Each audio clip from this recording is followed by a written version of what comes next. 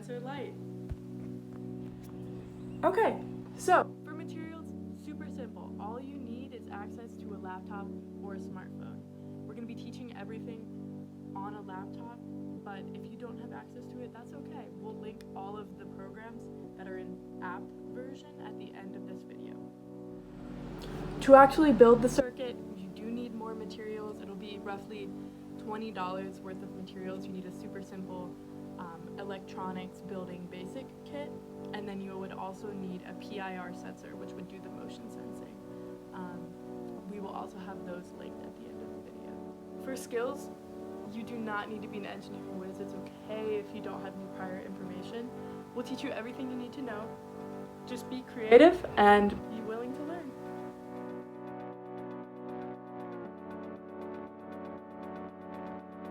Okay, so here we have a super simple circuit with a battery and an LED. A circuit is a one-directional pathway in which electrons can flow. Electrons always flow from the negative end to the positive end. So a battery provides voltage, shortened by the symbol V. If a circuit is like water flowing through a pipe, then voltage is the pressure in the pipe that allows the water to flow through. A circuit element such as an LED takes some of this pressure energy and converts it into either light or heat. When this happens, the electrons flowing across the element experience a voltage drop. So the voltage is higher over here than it would be over here. This voltage drop is restored as it goes through the battery again. So voltage is like the pressure in a pipe. A current is the rate of the water flow or the rate of the electron flow in the wire. An LED is like a small light, and it can only take so much current before it burns out. This is what happens if you've ever seen a light bulb burn out.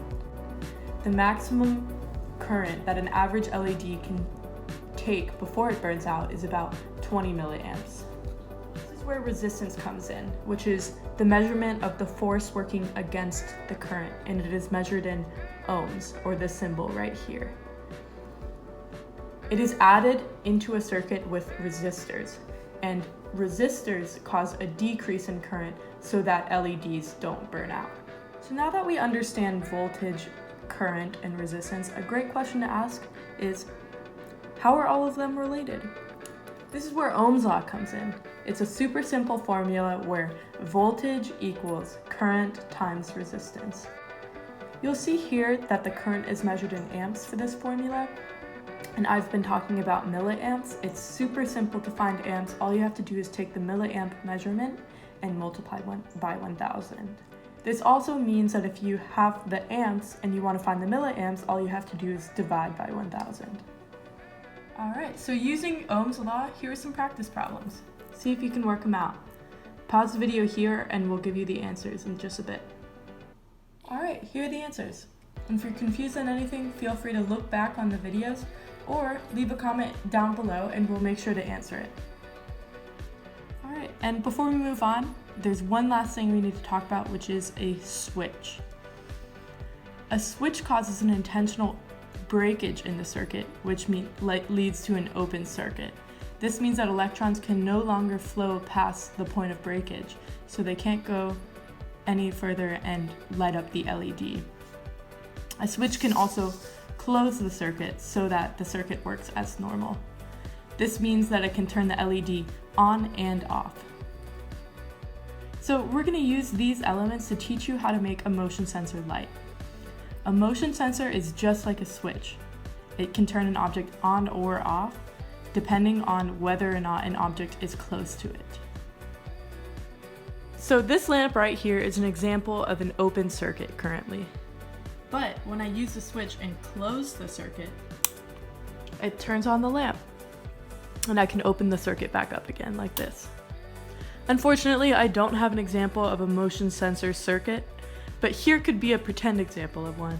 Say there's a circuit right here, and what you would do is get close to it, and it would turn on the switch. Think about how you could use a motion sensor light in your home. Maybe you have a sister who's afraid of the dark, or a brother who stays up all night reading. Or maybe you just really like puppies and want to make a puppy lamp. This project is yours, so go wild. Alright, well, that's all from me, and I'll send you off to Megan so you can learn about Tinkercad.